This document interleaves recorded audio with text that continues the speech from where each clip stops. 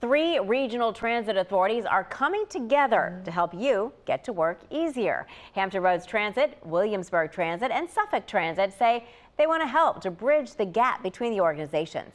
HRT says 63% of riders depend on transit to get to and from work. But if you live in Suffolk and work in Norfolk, it can be a little complicated with all the switches.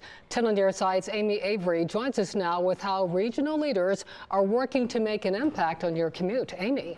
Well, Stephanie and Regina, collaboration is the name of the game at the first ever regional transit meeting. Transit leaders say some people live in one city but work in another, so they want to find ways to not only help you get to work or appointments easier, but also to attract choice riders out of their cars.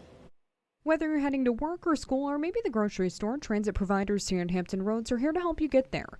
Hampton Roads Transit says 77% of their riders use public transit to get to work between 4 and 7 times a week. Surveys show you live in one city, you may work in another, you may worship and play in other areas. So you've got to have the ability to get around. The 3 main transit providers, Hampton Roads Transit, Williamsburg Area Transit Authority, and Suffolk Transit, came together to talk about the impact of transportation on the region.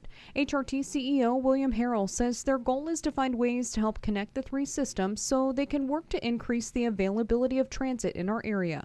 We've done a great job with roads, bridges, and tunnels, and we need to recognize that transit is part of that transportation ecosystem. Williamsburg Area Transit Authority Executive Director Matthew Scalia says public transportation really took a back seat during the pandemic, and since then they've been gaining a lot of ground. He says they've been working to get their operations back to pre-pandemic levels. As we continue to grow that, we'll be able to expand our services, greater frequency to make it more convenient so we get more choice riders and they can see how convenient public transit it really is. Scalia says transit really gives a lot back to the region.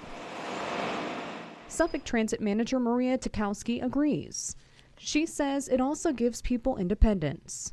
We have a very large city. It's very, very spread out, and transit is very, very important. We have a lot of people that utilize it to get to work, to go grocery shopping, to get to doctor's appointments, even things like dialysis. So it is a lifeline for the community in a lot of ways. Giving people more than just a ride from place to place, collaborating for the future of Hampton Roads. Transportation leaders say community support and feedback is essential, so that's why panels like this are important.